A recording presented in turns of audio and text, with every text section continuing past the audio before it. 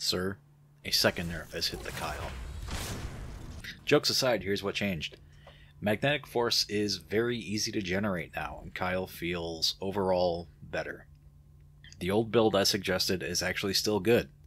Skill cooldown is still critically important, skill power scaling is even more important, and the new yellow mod, which scales on shield, gives you a nice option for solo play if you don't want to use multi-talented. However, in solo Colossus fights, this competes with Dangerous Ambush, and you won't want to swap that out. None of his red mods are compelling enough to swap to, and nothing changed there. Long story short, I didn't change my builds at all. So, if you're here from the last video, thanks for coming, that's really all you need to know. Anyway, more detail. Colossus damage on your reactor is kind of optional now, I think.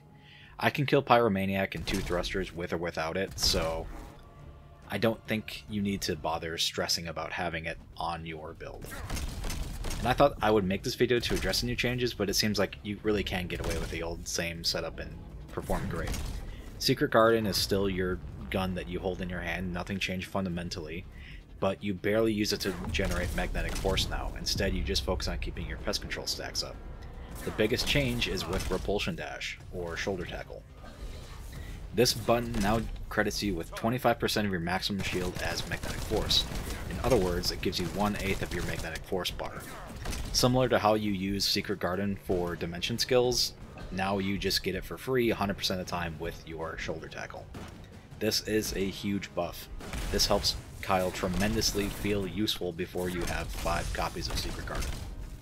Just be careful if you're using this while still running multi-talented, because it is a tech skill and it will lock you out of the 20% CDR for a short time. In addition to the flat magnetic force granted, you still get additional magnetic force for hitting an enemy, and the tooltip for some reason doesn't show this, but I'm pretty confident through testing that the amount granted is 10% of your max shield per enemy, because when I hit 9 enemies with Shoulder Charge, I was somewhere around 115 to 120% of my maximum shield, and that just about lines up with what I feel like it should have been, about 10%. And Shoulder Tackle's red mod, nothing changed, still useless. Now Bulwark. Shield flickering with Secret Garden is dead. Both versions of Bulwark now have a cooldown that is too long to spam. With the default barrier, you can drop the cooldown down to 1.5 seconds, with multi-talented 90% CDR. However, 1.5 seconds is still too long to spam. The Bulwark still drains your maximum shields, however, it also generates magnetic force even when you're not absorbing damage. So 10% of your maximum shield is credited to you as magnetic force per second, and it only pulls 7% of your max shields off of you.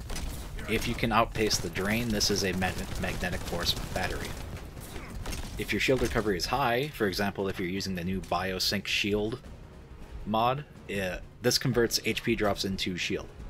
You can use this if you feel like it, but really I don't plan on pressing this button much at all, so you can test it out.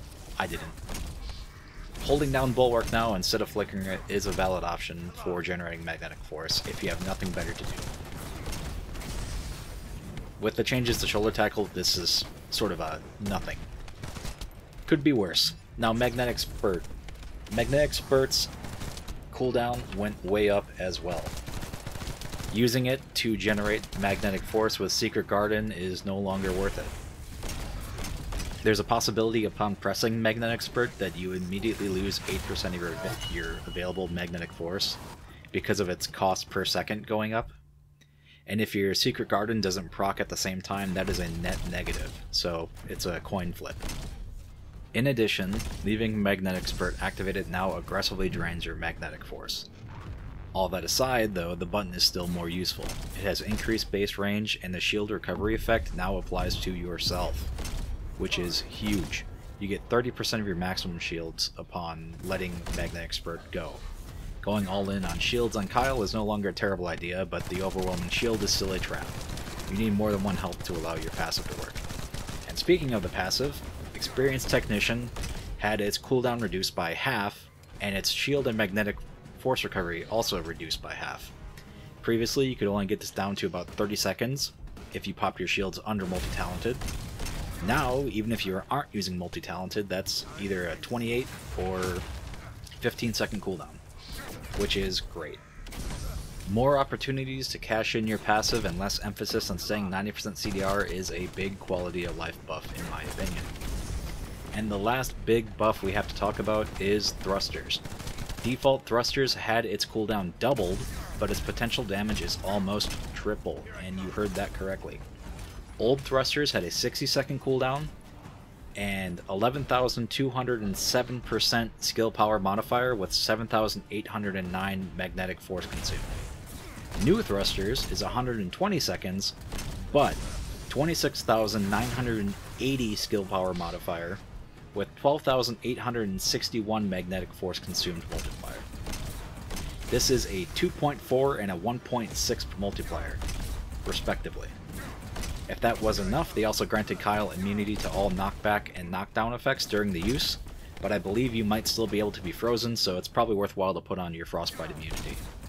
It's also worth mentioning that superconductive bombing, the red mod alternative, still maintains a 60-second cooldown and is now affected by skill duration to increase its flight time. However, its overall damage is terrible, and cut to the chase, don't use it. And that's the end of the video.